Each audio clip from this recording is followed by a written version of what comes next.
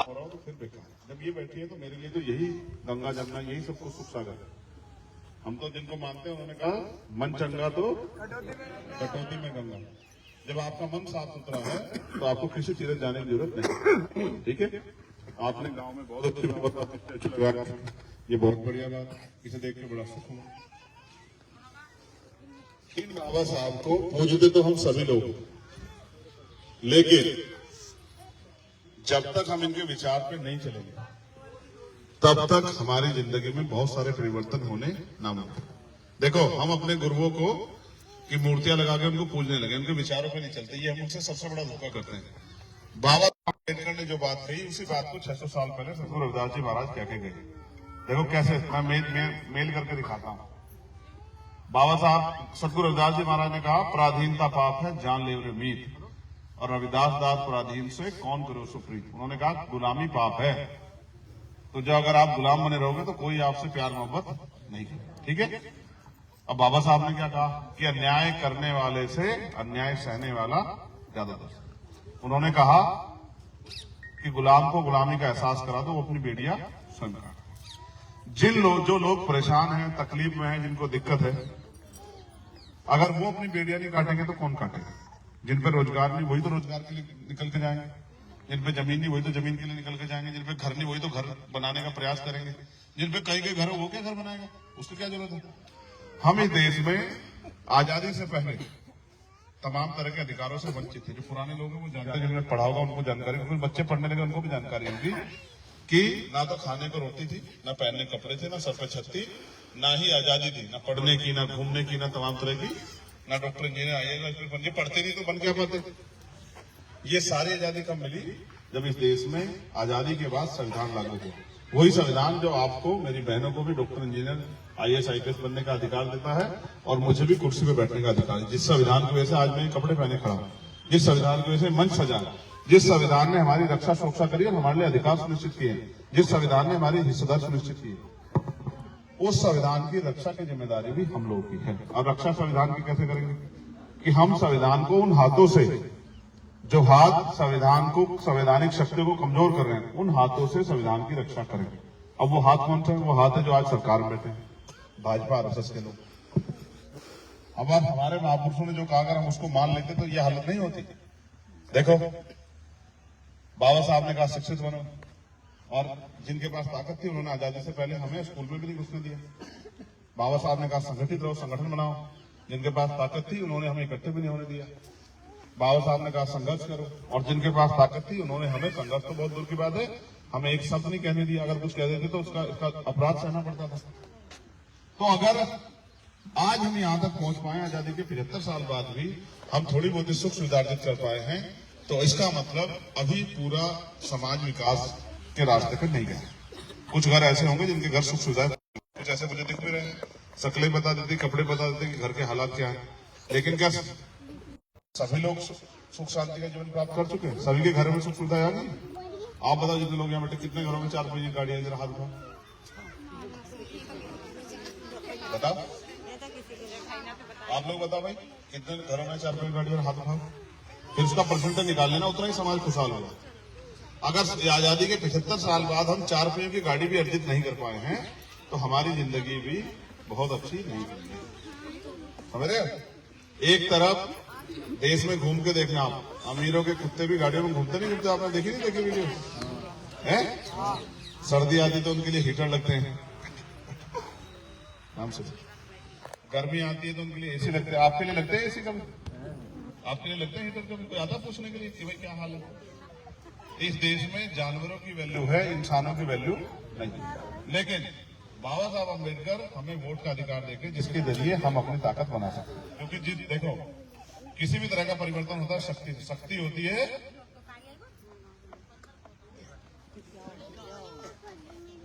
शक्ति होती है, लोकतंत्र में शक्ति है वोट।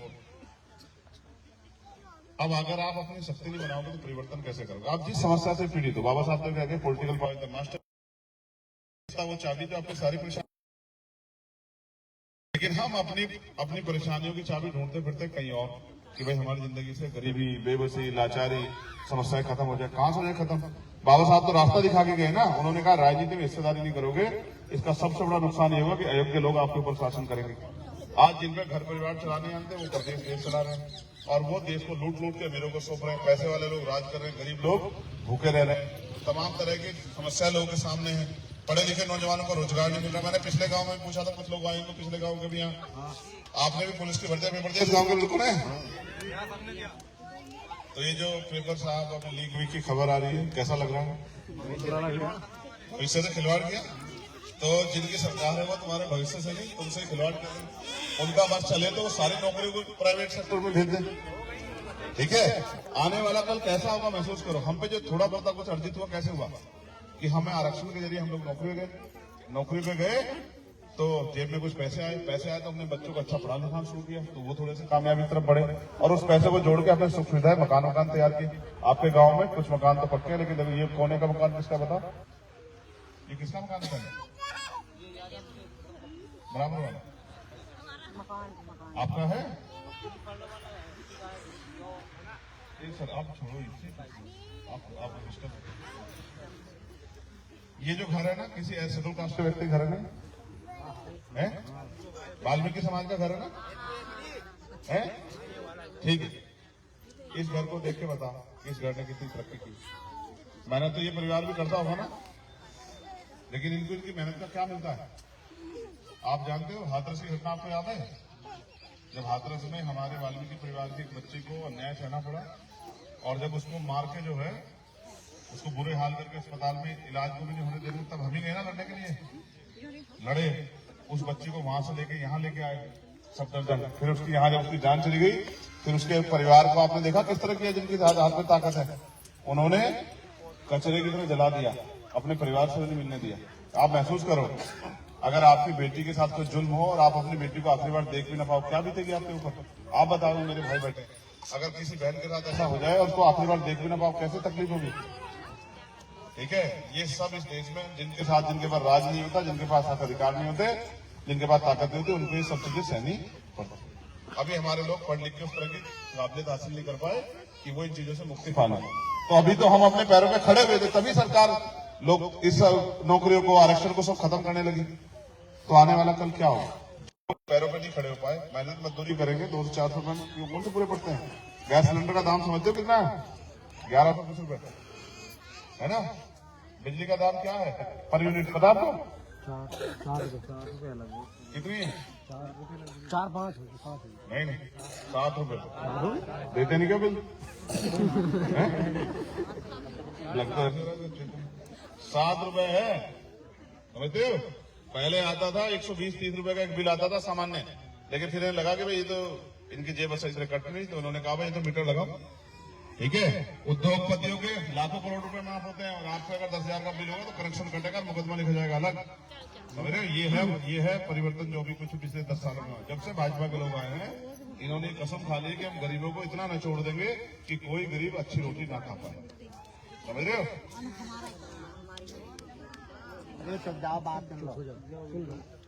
तुम्हारा बिजली का बिल जमा हो गया ना? तुम्हारा भाई सरकार तय करती है कि बिजली के दाम क्या है, सरकार तय करती है कि रोजगार किनको मिलेगा, सरकार तय करती है बैकलॉग भरा जाएगा नहीं भरा जाएगा, सरकार तय करती है कि अच्छे स्कूल बनेंगे नहीं बनेंगे, सरकार तय करती है कि अच्छे हॉस्पिटल बनेंगे नहीं बनेंगे, सरकार तय करती है कि किनको जमीन मिलेगी, किनको लोन मिलेगा। ये सब चीजें सरकार के हाथ में। और बाबा साहब हमें वोट का अधिकार देके गए, हम भी ताकतवर बन के अपने हाथ में कानून व्यवस्था नहीं लेनी है, अपने हाथ में राजकाज ले सकते हैं, राजकाज के जरिए अपने लोगों के जीवन की समस्या खत्म कर सकते हैं। ठीक है, लेकिन वो बदलाव तभी तो होगा जब हम उसके लिए मन बनाए, काम करें। जैसे इन्होंने कहा कि हमने जिन लोगों पर भरोसा किया उन लोगों ने तो हमारा साथ नहीं दिया। आपने पिछली बार जिनको वोट दिया था लोकसभा में, याद है आपको? 5 साल पहले किनको दिया था? किनको दिया था? किनको दिया था भाई? आप बताओ। पता नहीं क्रिश्चियन जी को? क्या 5 साल में आए आपकी बस्ती में पूछने के लिए क्या हाल है? कभी ये पूछा कि भाई आपके बच्चों को इलाज की, पढ़ाई की दिक्कत है क्या, मैं कुछ मदद करूं क्या?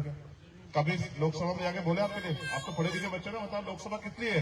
गूंगे बहरे नेताओं की जरूरत है, बोलने वाले नेताओं की जरूरत है? बताओ। जब तक देखो एक कहावत बताता हूँ प्रैक्टिकली, जब तक बच्चा रोता नहीं माँ दूध के लिए नहीं पूछती उसको किसको भूख लगी है। वो अपने काम में लगी रहती है। बताओ मैं झूठ बोल रहा हूँ क्या? जब वो रोता है माँ को लगता है कि भाई इसको भूख लगी है, चलो मैं इसके बारे में सोचूं, सोचती है ना। तो अब आप महसूस करो जब हमारा नेता बोलेगा ही नहीं तो हमारे बारे में कौन सोचेगा? क्या नहीं हो सकता यहाँ? मैं बताता हूँ क्या हो सकता है। देखो मुझसे सुनो, यहाँ बहुत अच्छे इंडस्ट्रियल एरिया लग के लाखों लोगों को रोजगार मिल सकता है। और ये 2 साल 1-2.5 साल 3 साल के अंदर बहुत अच्छा होता है। हमारे यहाँ बनिए बहुत सारे इंडस्ट्रियल एरिया लगे। आप क्या लगे ना हरिद्वार में सिडकुल में देखे आपने? यहाँ के बच्चे भी कुछ लोग जाते हैं काम करने हरिद्वार में, लगे है ना नौकरी। सब वहीं पड़े। ठीक है, यहीं से जाते हैं ना मजदूरी करने। क्या यहाँ क्यों नहीं लग सकती? बताओ मुझे, क्या आपको नेता को दिखता नहीं है? यहाँ के बच्चे मजदूरी करने के लिए या काम करने के लिए वहां जाते हैं। अभी वहां जाकर कमरा देते ना 2,000-3,000 रुपए का, फिर खर्चा भी और सब चीजें। अगर घर से यहाँ से 15-20 हजार रुपए की नौकरी मिलेगी तो जेब में पैसा आएगा नहीं आएगा? ठीक है, क्या नहीं हो सकता? लाखों करोड़ रुपए का सामान हम खरीदते हैं दूसरे देशों से, क्या वो सामान हमारे देश में नहीं बन सकता? क्या हम इससे कमजोर है क्या हमारे हाथ पैर नहीं? क्या हमें बुद्धि नहीं? क्या हमें टेक्नोलॉजी नहीं? सब कुछ तो है। लेकिन सरकार नहीं चाहती कि लोगों के घरों में पैसा आए। क्योंकि अगर पैसा आएगा तो ताकत बढ़ेगी, सम्मान बढ़ेगा। पैसा आएगा तो साधन आएंगे, पैसा आएगा तो सुख सुविधा आएगी। वो आपको सुख सुविधाओं में नहीं देखना चाहते क्योंकि उनका लंबे समय से प्रयास है कि जो हाशिए पे है आजादी से पहले वो हाशिए पे पड़े। और ये जो माए बहन है, मैं तो देखता हूँ पूरे देश में पहनने को अच्छे कपड़े और खाने को अच्छे भोजन की व्यवस्था भी सब लोगों के पास है। और मैं तो फिर कहता हूँ यहाँ आज के नेता सीबीआई इनकम टैक्स से डर जाते हैं। जो इनसे डरता उनमें झूठे मुकदमे करते हैं, जेल भेज देते हैं। जो उनसे भी बच जाता है मेरे जैसा फिर उसको गोली मारते हैं। तो जो गोली से भी बच जाता है अपनी माँ बहनों के आशीर्वाद से, फिर उसके खिलाफ भी कुछ ना कुछ करेंगे, वो भी कुछ दिनों में आपके सामने आ जाएगा। लेकिन सवाल ये है कि आपकी जिंदगी कब बदलेगी? लोग जीते हारे से कोई फर्क नहीं पड़ता। आपकी जिंदगी में तब्दीली कैसे आएगी? आपके घरों में सुख सुविधा कैसे रहेगी? आपके बच्चों को, पढ़े लिखे बच्चों को रोजगार कैसे मिलेगा? आपके जो बच्चे पढ़ना चाहते हैं, पैसे कमी से पढ़ नहीं पा रहे, उनको पढ़ने के अवसर कम मिलेंगे। इसकी जिम्मेदारी भी तो किसी ना किसी को उठानी पड़ेगी। जब बाबा साहब ने लड़ाई लड़ी तब हमें इतना कुछ मिला, जब काशीराम साहब लड़ाई लड़ी तब हमें इतना कुछ मिला। अगर आज की पीढ़ी नहीं लड़ेगी तो आने वाली पीढ़ियों पर क्या बचेगा? अभी तो हमारे नौजवान जिनको मैंने इधर से उधर को इकट्ठा करवा, उधर से, वो भी जितने समझदार नहीं, वो नहीं जानते एक देश में क्या चल रहा है। आपको पता है आने वाले 10 साल में हो सकता है वोट का अधिकार भी ना बचे। बताओ मैं झूठ कह रहा हूँ? और अगर ये वोट का अधिकार नहीं बचा, कोई आएगा आपकी बस्ती के बारे में? और जब वोट का अधिकार नहीं बचेगा, अभी हमारे साथ इतना सलूक होता है, तो कल वोट का अधिकार नहीं हो, दलित पिछड़ों कौन कुर्सी बैठने देगा भाई? कौन थाने कचहरी में घुसने देगा? समझ रहे हो? इस देश में न्याय भी बहुत महंगा है। आप अगर आपके साथ उत्पीड़न हो जाए, कोर्ट जाओगे तो वकील साहब रहेंगे लॉ फीस, और अगर कहीं हाईकोर्ट चले जाओगे तो 5-4 लाख रुपए चाहिए। कैसे लड़ोगे लड़ाई?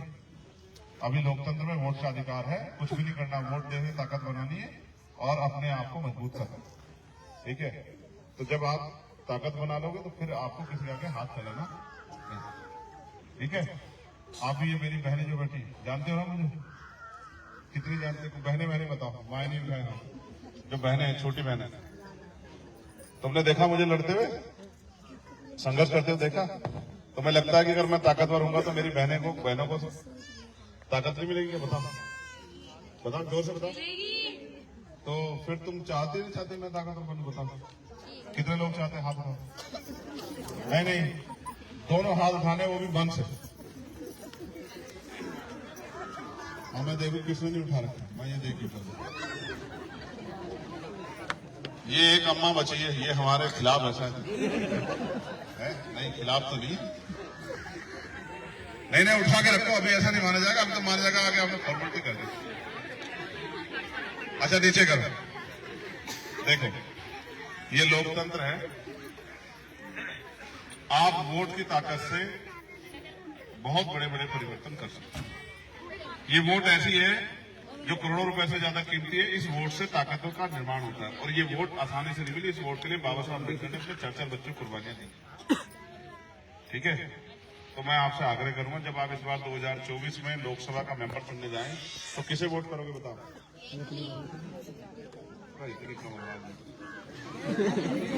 जोर से बताओ। ये तो ऐसा हो रहा है जैसे मास्टर को गंभीर सवाल पूछ लेता है पूरे कॉर्पोरेट। किसे दोगे वोट? बताओ। अरे छोड़ो, अब ऐसा हुआ, कोई पैसे वाला अगर इनके पास आया, सर कोई पैसे वाला कहने लगा छोड़ो चंद्रशेखर को पैसा लो, हमें वोट दो, फिर इनको क्या करना चाहिए? क्या करो? पैसा वाला कहने लग जाए वोट से बुला के तभी आए करो, उससे पहले पीछे जाओ फटाफट। बताओ, इधर देखो, मेरी तरफ बात करो मुझसे। ये गरीबी की जिंदगी पसंद आ रही है क्या? इसको खत्म करना नहीं करना? बच्चों के लिए रोजगार की व्यवस्था करनी नहीं करनी? दुख तकलीफें खत्म करनी नहीं करनी?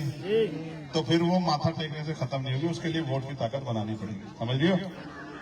माथा तो 75 साल में टेक रही हो ना, है? बदला कुछ? देखो, माथा मैं भी टेकता हूँ, लेकिन मैं माथा इसलिए नहीं टेकता कि मैं उनसे कुछ मांगता हूँ। मैं उनसे यही कहता हूँ कि आपके जो विचार आप देखें, हम उन पर चलने का काम करेंगे। सतगुरु रविदास जी महाराज ने कहा, ऐसा चाहूं राज में जहां मिले सबनु अन्न, और छोटे बड़े सब संग से रविदास रहे बस। उन्होंने कहा ऐसा राज होना चाहिए जो कि आज की सरकारें नहीं दे पा रही, कि जिस राज में कोई छोटा बड़ा ना हो, कोई ऊंच नीच ना हो, कोई भेदभाव ना हो, सब लोग प्रेम भाव से रहे, किसी को तन की रोटी की दिक्कत ना हो, तन ढकने के लिए कपड़े की दिक्कत ना हो, सर ढकने की छत की दिक्कत ना हो। ऐसा राज होना चाहिए, ठीक है? लेकिन वो राज आएगा कैसे? उस राज को उन्होंने नाम दिया, क्या बताया था मैंने पिछले गाँव में? क्या दिया था बताओ हिमांशु? बेगमपुरा। वे गम, जहां कोई गम ना हो। ऐसा राज होना चाहिए। वो राज कैसे आएगा? हंसने से नहीं आएगा, रोने से नहीं आएगा, चिल्लाने से नहीं आएगा, ताकत बनाने से आएगा। अगर मुक्ति चाहिए गुलामी से, सुख सुविधा चाहिए, तो फिर अपनी ताकत बनाओ, वरना फिर रोते रहो 5 साल, कोई नहीं पूछेगा। ठीक है? तो वो ताकत कैसे बनेगी? कैसे बनेगी ताकत बताओ, जोर से बताओ। ये पढ़ी लिखी मैंने भी नहीं।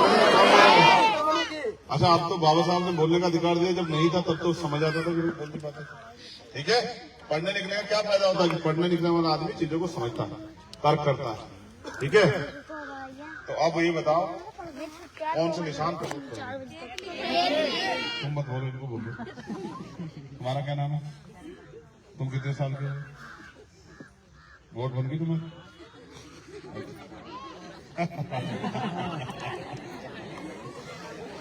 ये तो पिक्चर है कि जितेंद्र जैसा जितेंद्र है?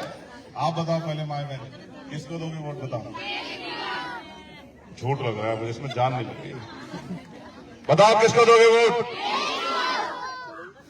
अच्छा चलो ठीक, आप बताओ भाई किसको दोगे वोट? इतनी मरी आवाज में बोलोगे तो मुझे शर्म आएगी अपने ऊपर। इसका भाई इतना बहादुर है, उनके भाई ऐसे बोलने बकरियों की तरह, तो फिर किसे दोगे वोट? बताओ, दोनों हाथ उठा के बताओ। लाओ भाई, ये देखो निशान, क्या है ये तो हुई एक बात। अब दूसरी बात बताओ।